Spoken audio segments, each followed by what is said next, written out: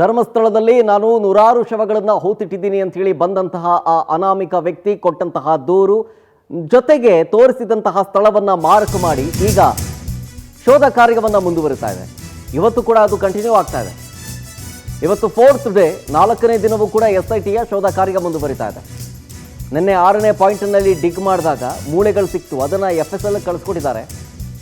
ಕಳೇಬರ ಪತ್ತೆ ಹಿನ್ನೆಲೆಯಲ್ಲಿ ಶೋಧ ಕಾರ್ಯ ಮತ್ತಷ್ಟು ಚುರುಕುಗೊಳ್ತಾ ಇದೆ.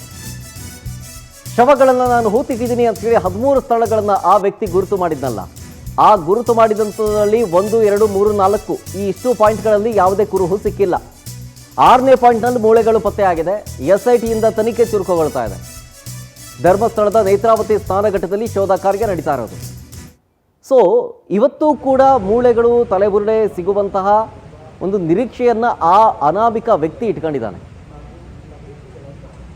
ಸೊ ಶೋಧ ಕಾರ್ಯ ಇನ್ನು ಸ್ವಲ್ಪತ್ರಲ್ಲೇ ಶುರುವಾಗುತ್ತೆ. ಇವತ್ತು 7, 8, 9ನೇ ಪಾಯಿಂಟ್ನಲ್ಲಿ ಡಿಗ್ ಮಾಡಲಾಗುತ್ತೆ. 6ನೇ ಪಾಯಿಂಟ್ನಲ್ಲಿ ಸಿಕ್ಕಂತಹ ಮೂಳೆ ಪ್ರಕರಣಕ್ಕೆ ಬಿಗ್ ಟ್ವಿಸ್ಟ್ ಸಿಗ್ತಾ ಇದೆ. ನಿನ್ನೆ ಸಿಕ್ತಲ್ಲ, ಸಿಕ್ಕದಂಥ ಸಂದರ್ಭದಲ್ಲಿ 12 ಮೂಳೆಗಳಲ್ಲ, ಪೂರ್ತಿ ಅಸ್ಥಿಪಂಜರವೇ ಸಿಕ್ಕಿರೋದು. ಸಂಜೆ ಬಳಿಕ ಸಂಪೂರ್ಣ ಅಸ್ಥಿಪಂಜರವನ್ನೇ ತೆಗೆದಿದ್ದಾರೆ ಸಿಬ್ಬಂದಿಗಳು. ಬಳಿಕ ಸಿಕ್ಕಿರೋ ಅಸ್ಥಿಪಂಜರವನ್ನು ನೇರವಾಗಿ ಇಟ್ಟು ಮಹಜರವನ್ನು ಮಾಡಲಾಗಿದೆ. ಅನಾಟಮಿಕಲ್ ಪೊಸಿಷನ್ನಲ್ಲಿ ಇಟ್ಟು, ಅಂದರೆ ಅದನ್ನು ಕ್ಲೀನಾಗಿ ಜೋಡಿಸಿ, ಮೂಳೆಗಳೆಲ್ಲವೂ ಕೂಡ ಬೇರ್ಪಟ್ಟಿರ್ತಾರೆ. ಆ ಬೇರ್ಪಟ್ಟಿದ್ದಂತಹ ಮೂಳೆಯನ್ನು ಅಲ್ಲಲ್ಲೇ ಜೋಡಿಸಿ ಸ್ಥಳದಲ್ಲೇ ಕ್ಲೀನಾಗಿ ಒಂದು ಸ್ಟ್ರಕ್ಚರ್ ನಿರ್ಮಾಣ ಮಾಡ್ತಾರೆ, ಮಹಜರು ಮಾಡ್ತಾರೆ.